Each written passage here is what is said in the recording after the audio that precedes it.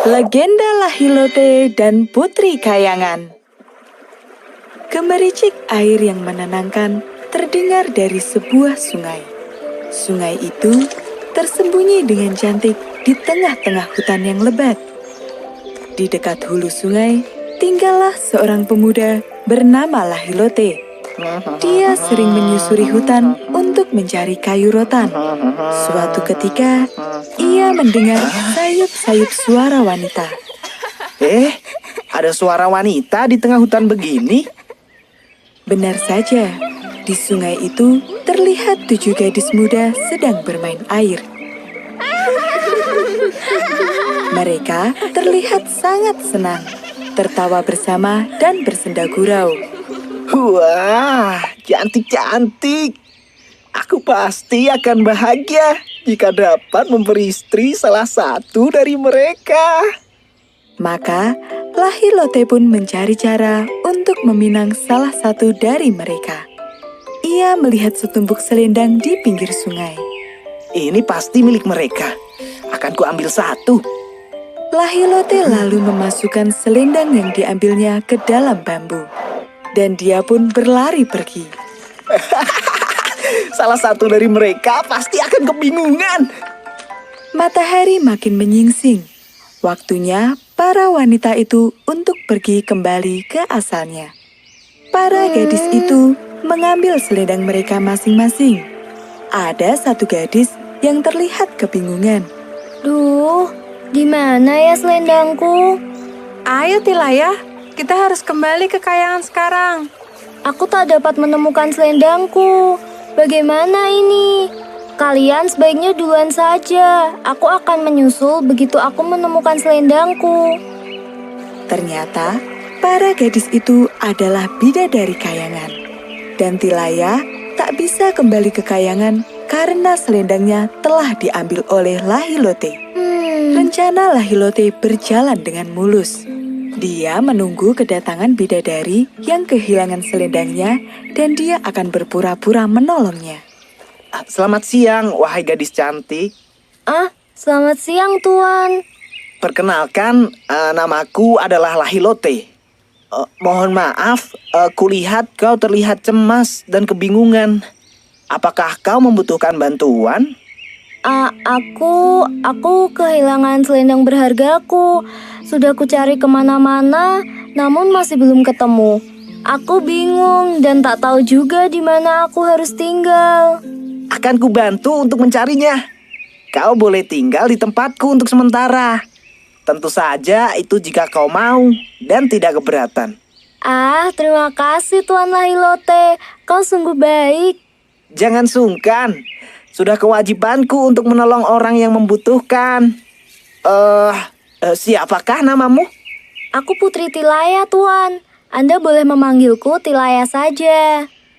Tentu saja, Lahilote tidak akan membantu mencari selendang tersebut. Karena itulah yang direncanakan oleh Lahilote. Sejak saat itu, mereka pun tinggal bersama. Berbulan-bulan tinggal bersama, benih-benih cinta pun tumbuh di antara keduanya. Mereka pun akhirnya menikah. Setiap hari, istri Lahilote harus menanak nasi dan menyiapkan lauk pauk.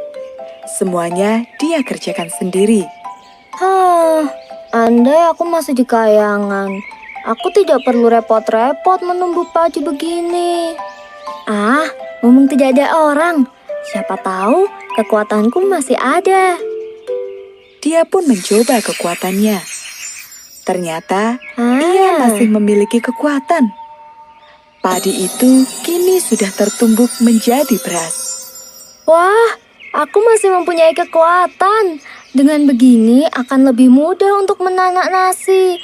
Cukup dengan sebutir beras, aku bisa mengubahnya menjadi satu kuali nasi. Seiring waktu, istri Lahilote terus menggunakan kekuatannya. Ia cukup mengambil satu butir beras dan mengubahnya menjadi sekuali nasi. Hal ini membuat persediaan padi menjadi melimpah. Bagaimana bisa padi-padi ini tidak pernah berkurang sedikit pun? Padahal dimasak setiap hari oleh istriku. Lahilote pun mengintip istrinya yang sedang memasak.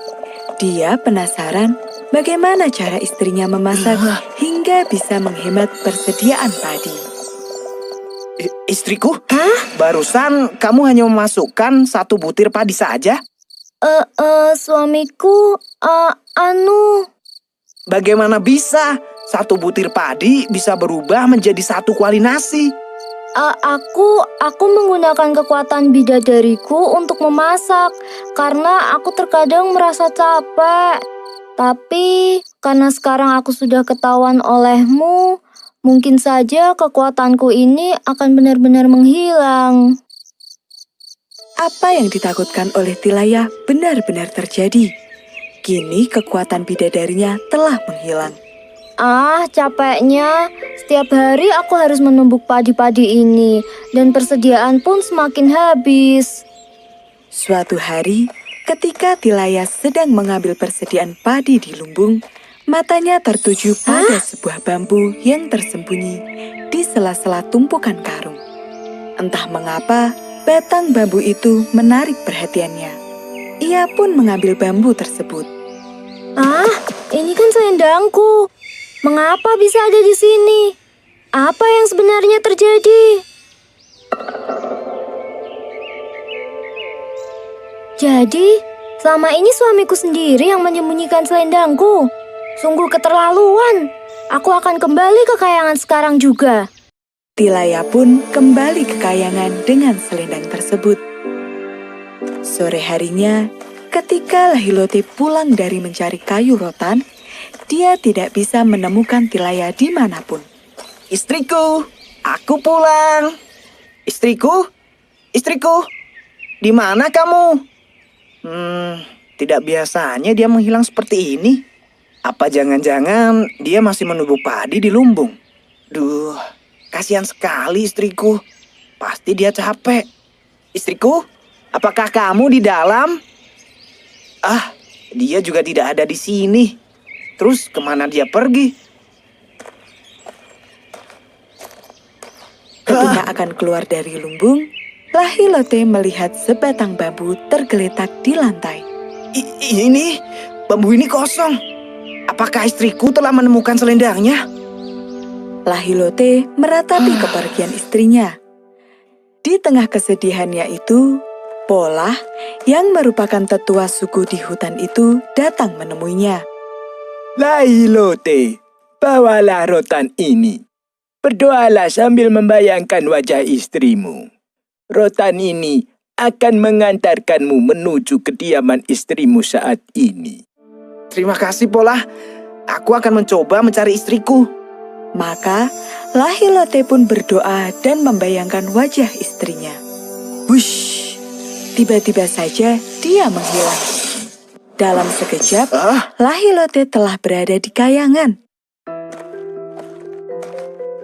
Apa yang dikatakan Polah ternyata benar. Tongkat rotan ini mengarahkanku ke tempat istriku berada. Sepertinya itu istriku. Istriku, Tilaya.